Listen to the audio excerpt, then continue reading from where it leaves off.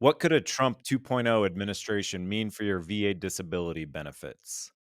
Donald Trump just won the presidential election, and in this video, we're going to break down potential outcomes of his election on your VA disability benefits. My name is attorney Greg Rada, and I'm a disabled Air Force veteran that now represents my fellow veterans against the VA. Disclaimer: this is not a political post supporting or opposing President Trump. We're making this video because one of the tenets of President Trump's administration is to reduce the federal deficit and cut the budget. And so VA benefits could be on the chopping block. Elon Musk has said that he's going to help President Trump cut over $2 trillion from our budget, which is only about 6 trillion, and that's a significant cut. My name is Victoria Rada. Thanks for joining us today. We're going to go ahead and start with the official Republican platform, what they've actually stated in black and white as far as veteran care. It's very vague, but we're going to show you that, and then we're going to go through a list of proposals that are sort of floating around out there from various Republican think tanks, and go through them one by one. So I've brought up from President Trump's website what he said he would do for veterans. And you can see it's pretty bare bones, but Republicans will end housing and taxpayer benefits for illegal immigrants and use those savings to help homeless veterans. And then his platform goes on to discuss how they plan to expand healthcare choices for vets, protect whistleblowers, and hold accountable poorly performing employees not giving veterans the care that they deserve. So all in all, like we said, pretty vague. It's more focused, it sounds like, on healthcare. Talking about expanding choices makes people think of privatizing healthcare. So we'll get to that in some of the proposals. First proposal is eliminating concurrent eligibility for service-connected disability benefits and military retirement. What are your thoughts on that? I hate it because it would mean less benefits for vets. So this would only impact people that have retirements. And as retirees know, there's right now a partial prohibition on receiving both your VA disability and your military retired pay. And that prohibition is that you can't receive both unless you have at least a 50% combined VA rating. So if you have a 10%, 20, 30, or 40% combined rating, you have to choose either VA disability or your military retired pay. You can't get both. Once you hit 50%, that triggers your right to receiving both. And so this proposal is looking to roll that back, which obviously for military retirees who are currently receiving that would have a huge impact on them. And the benefits the way they are now, can you talk a little bit about that historically? It hasn't always been the case that retirees could receive disability benefits, right? Yeah, it was always prohibited, I think, until early 2000s, and then they had a phase-in period. It's only about 20 years old that you've been able to receive both if you have that 50% rating.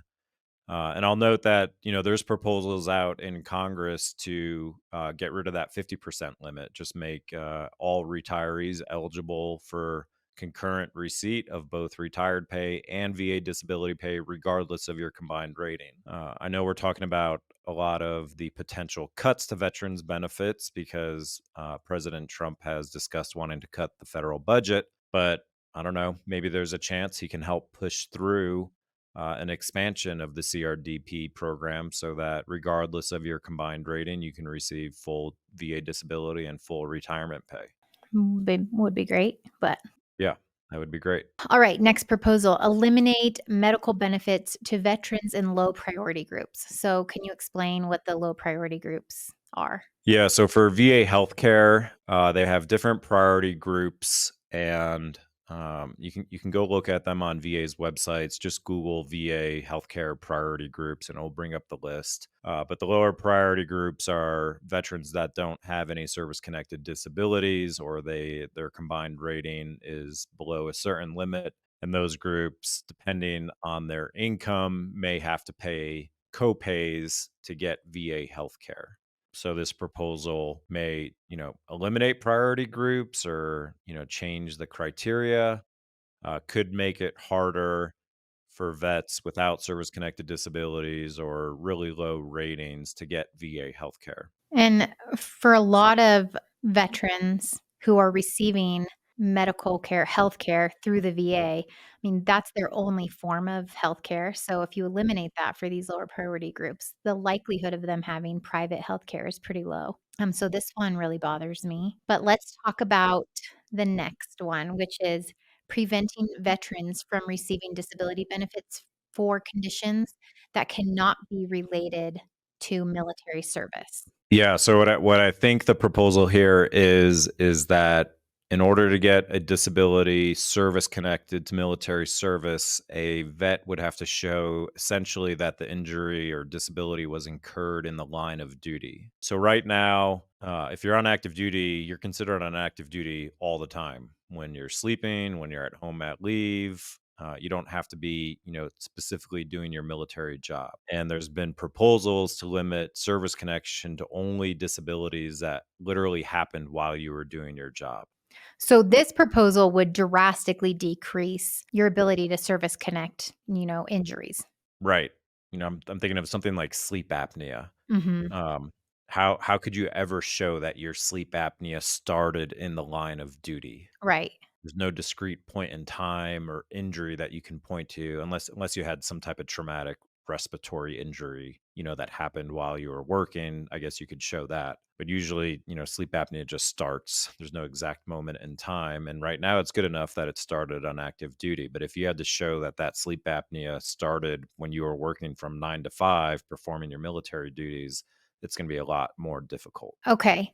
The next proposal that we're going to discuss, I think, is your least favorite, but limiting disability compensation claim applications to 10 years after leaving active duty. Why is this proposal problematic? I mean, it's just crazy. It's problematic for a whole host of reasons. And so that what this is proposing is that you have to make your claims for disability compensation within 10 years of your discharge.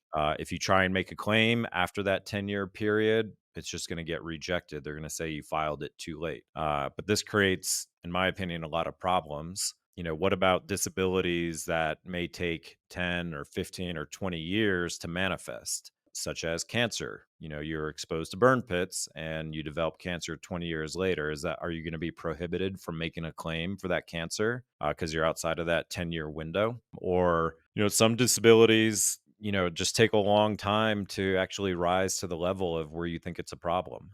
So maybe you injured your back in service and it's always been kind of like a low level problem that didn't bother you much. But now as you're starting to age, it's getting worse and it's a serious issue now. You can't claim that disability for your back, even though there's a documented injury, because you didn't make the claim within 10 years of discharge. Mhm. This just seems like a very heavy-handed tool to kind of limit VA benefits. I don't think there's logic behind it at all. It's just like if we just cut it off at this 10-year mark, it's going to drastically reduce the number of claims and save the government money. Right. It's just feels very arbitrary. I agree with that. Okay.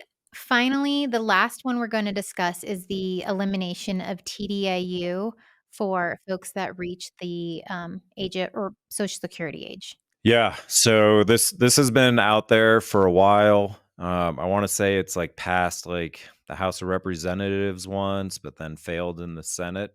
But there have been efforts to make it so that once you reach Social Security retirement age, if you're on TDIU, it would stop, or you can't make a claim for TDIU after you've reached Social Security retirement age, which right now is either 62 or 65. I actually speak to a lot of people in current time who have this understanding, who think that because they're 78 or 79, that they are prohibited from going after TDIU. So a lot of people have this understanding, even though that's not the current case at all. Yeah. So right now, it doesn't matter your age. You can get TDIU benefits, unemployability benefits, and I hear that a lot too. I'll talk to vets, and they're like, "Well, I'm retired, and I wouldn't be working at this age anyway." But for TDIU, that is not the analysis. It's just a question of right now in time. If you were to try and work, do your service-connected disabilities prevent you from working? So that would be a major change, if they cut off, basically made an age limit for TDIU. All right, so those are the top 5 proposals that are sort of out there. The big question is if, any or all of these passed, how would it impact veterans today who are currently service connected for various disabilities? So the best case scenario, if any of these proposals passed Congress and were signed into law by President Trump, is that they would only apply prospectively, meaning to future cases. The worst case scenario is that they apply retrospectively, meaning, a 75-year-old veteran who's currently receiving TDIU suddenly loses those TDIU benefits. I don't think that will happen. Usually, when there's law changes, it just applies to future cases. But with it being Trump's final term, he's not going to run for reelection. So he doesn't have anything really to lose and he has full control of Congress. I guess anything could happen. I still think it's highly unlikely that they would retroactively do these things. I mean, some of them seem more appropriate or at least easier to implement retroactively than others. It's always a possibility too that it could happen for some and not for others, but yeah.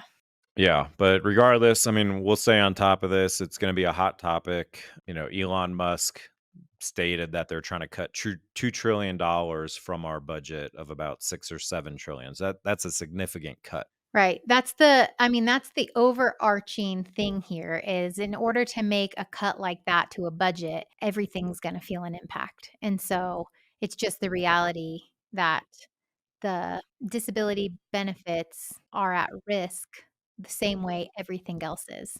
To cut your budget by a third is really significant.